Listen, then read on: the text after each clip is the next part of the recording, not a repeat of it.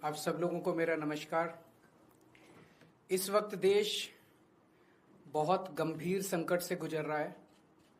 पूरे देश में एलपीजी गैस जिसे हम बोलते हैं, जो घरों में खाना बनाने के भी काम आती है, रेस्टोरेंट में, इंडस्ट्री में, तरह तरह से लोग इसका इस्तेमाल करते हैं। एलपीजी सिलेंडर का, गैस का, इसकी देश में भारी किल्लत हो गई है।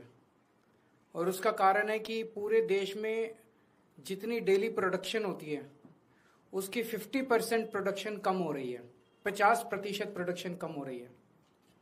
ये कैसे, मैं आपको थोड़ा समझाता हूँ। हमारे देश में जितनी एलपीजी की खपत है उसका 60% इंपोर्ट होता है, और उस 60% इंपोर्ट का 90% स्ट्रेट ऑफ हॉर्मुज से आता है। और स्ट्रेट ऑफ हॉर्मुज अब इंडिया में जितना आता था, इंडिया के लिए बंद हो गया। तो 90% इंपोर्ट्स कम हो गए हैं। तो लगभग 50-55% प्रोडक्शन हमारे देश की एलपीजी की कम हो गई है। इसका सबसे ज्यादा खामियाजा इस वक्त इमीडिएटली रेस्टोरेंट्स और होटल बर्दाश्त कर रहे हैं। सरकार ने आदेश जारी किया है कि रेस्टोरेंट और होटल्स को एलपीजी गैस मुहैया नहीं कराई जाएगी। रेस्टोरेंट्स एंड होटल्स एलपीजी की स्टॉक नहीं रख सकते, वो उसको स्टोर करके नहीं रख सकते क्योंकि सेफ्टी कंसर्न्स होते हैं। तो जितने एलपीजी सिलेंडर उनको रोज चाहिए होते हैं उतनी डेली की डेली उनको सप्लाई की जाती है। तो अब एकदम से अगर एलपीजी बंद हो गई तो उनके पास तो 2 दिन का भी स्टॉक नहीं है, 1 दिन का भी स्टॉक नहीं है। इसकी वजह से अब मुंबई में 20% होटल और रेस्टोरेंट बंद हो चुके हैं, और लगभग अगले 2 दिन के अंदर 50% रेस्टोरेंट और होटल बंद होने जा रहे हैं।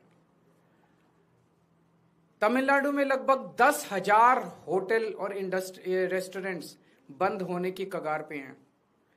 पंजाब और दिल्ली एनसीआर में हजारों होटल और रेस्टोरेंट्स आने वाले कुछ दिनों के अंदर बंद होने जा रहे हैं। और ये पीक वेडिंग सीजन है, शादियों का सीजन है। तो मुझे लगता है अगर ये जारी रहा तो बहुत सारे लोगों को शादियां पोस्टपोन करनी पड़ेंगी। और इसी तरह की कहानियां बेंगलोर, हैदराबाद, पश्चिम बंगाल, छत्तीसगढ़, हरियाणा, बिहार, सब जगह से आ रही हैं। मोरबी जो गुजरात में है, जिसको कि टाइल इंडस्ट्री का एक तरह से कैपिटल माना गया है, वहां पे 650 इंडस्ट्रीज हैं। उनमें से 170 इंडस्ट्री बंद हो चुकी है और 1 लाख लोग बेरोजगार हो चुके हैं। पूरे देश में इससे 1 करोड़ से ज्यादा लोगों के एकदम से बेरोजगार हो जाने की आशंका है। और इतने बड़े स्तर पे अगर लोग बेरोजगार हो गए तो क्या स्थिति होगी, हम सोच सकते हैं। और पिछले दिनों में सरकार ने कॉमर्शियल भी और डोमेस्टिक भी दोनों एलपीजी के दाम काफी ज्यादा बढ़ा दिए हैं। जो सरकार ने बढ़ाए वो तो अलग है, लेकिन अब मार्केट में जम के ब्लैक हो रही है एलपीजी की चारों तरफ। हमें यह समझना पड़ेगा ये क्यों हो रहा है। ये हो रहा है क्योंकि इजराइल और अमेरिका ने ईरान के ऊपर हमला किया है। स्ट्रेट ऑफ हॉर्मुज जो है, वहां से दुनिया का काफी ज्यादा तेल और गैस जो है उसका आवागमन होता है। ईरान ने स्ट्रेट ऑफ हॉर्मुज पे कब्जा किया हुआ है, और ईरान ने कहा है कि जो उनके फ्रेंडली देश हैं केवल उन्हीं को वहां से अपनी शिप्स ले जाने लाने का अधिकार होगा। तो जैसे रशिया, चाइना, केवल उनके शिप्स को अलाउ किया जा रहा है।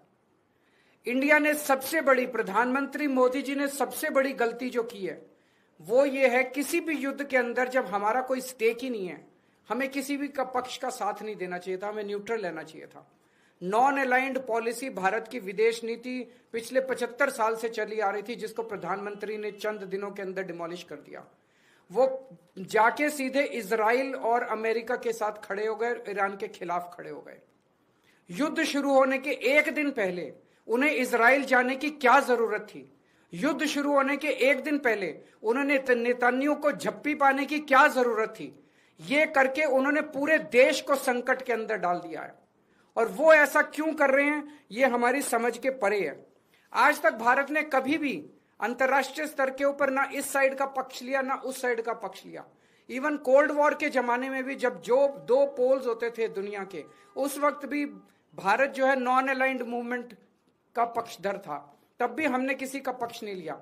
अभी प्रधानमंत्री जी ने सीधे सीधे अमेरिका के और इजराइल के पक्ष में अपना वो रखा और हमने ईरान जो हमारा पुराना दोस्त था, जिसके साथ हमारा काफी वो था, उसको हमने अपना दुश्मन बना लिया।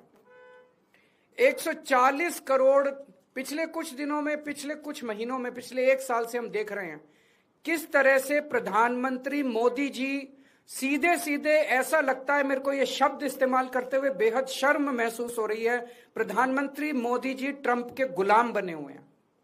140 करोड़ लोगों के इस महान देश को प्रधानमंत्री मोदी जी ने अमेरिका की कॉलोनी बना दिया है। अमेरिका, हम देखते हैं जब अंग्रेज आए थे, अंग्रेजों ने भारत पे क्यों कब्जा कर लिया?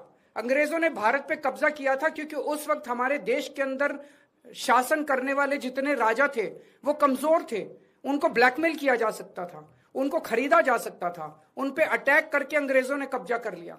आज अमेरिका ने हमारे देश पे कब्जा कर लिया है क्योंकि एक तरह से हमारे देश का प्रधानमंत्री कमजोर है, उसको ब्लैकमेल किया जा रहा है। प्रधानमंत्री को किस वजह से ब्लैकमेल किया जा रहा है? एक एक देशवासी का खून खौल रहा है इस टाइम। जिस तरह से डेली ट्रंप और वहां के छोटे छोटे सेक्रेटरी, छोटे छोटे अदने से कर्मचारी, अफसर अमेरिका के हमारे प्रधानमंत्री का, हमारे देश का मजाक उड़ाते हैं रोज टीवी के ऊपर बैठ के। खून खौल उठता है एक भारतवासी का, खून खौल उठता है एक देशवासी का, जिस तरह से हम इतनी जिल्लत और इतनी इंसल्ट महसूस कर रहे हैं। ऐसा हमने क्या किया है? हमारा यही कसूर है कि हमारा प्रधानमंत्री एक कमजोर आदमी है। जो आदेश देते हैं ट्रंप, सर झुका के, जी हजूर करके हमारे देश के प्रधानमंत्री उसको मान लेते हैं। ट्रंप ने कहा अपनी कॉटन ड्यूटी, जो अमेरिका से कॉटन आएगी उस पर ड्यूटी 0 करो। प्रधानमंत्री ने कहा जी हजूर, करते हैं, और कर दी। भारत के सैकड़ों लाखों किसान इसकी वजह से बर्बाद हो गए, लेकिन उन्होंने ट्रंप की सुनी। ट्रंप ने कहा रशिया से ऑयल खरीदना बंद करो, मोदी जी ने कहा जी हजूर, करते हैं। रशिया से ऑयल खरीदना बंद कर दिया। 8 लाख करोड़ रुपए का सालाना नुकसान हुआ इसकी वजह से देश को, 8 लाख करोड़ रुपए का। क्यों किया? ट्रंप ने कहा जितना सामान तुम भेजोगे उस पर 18% ड्यूटी लगेगी, और जो अमेरिका से सामान इंडिया आएगा उस पर 0% ड्यूटी लगेगी। मोदी जी ने कहा जी हजूर, करते हैं, और उन्होंने कर दिया। देश के कितने कर्मचारी बेरोजगार हो गए, कितनी इंडस्ट्री बंद हो गई, लाखों करोड़ों किसानों का नुकसान हो गया। और अब उन्होंने इस युद्ध के अंदर ट्रंप का और इजराइल का साथ दिया है। हम ये जानना चाहते हैं कि प्रधानमंत्री जी की क्या मजबूरी है? कुछ तो है ट्रंप के पास, प्रधानमंत्री मोदी जी का, जिस वजह से मोदी जी इतने मजबूर हैं। ट्रंप खुलेआम कह रहा है मेरे पास मोदी जी के कुछ ऐसे राज हैं जिनको अगर मैं पब्लिक कर दूं तो मोदी जी का करियर खराब हो जाएगा।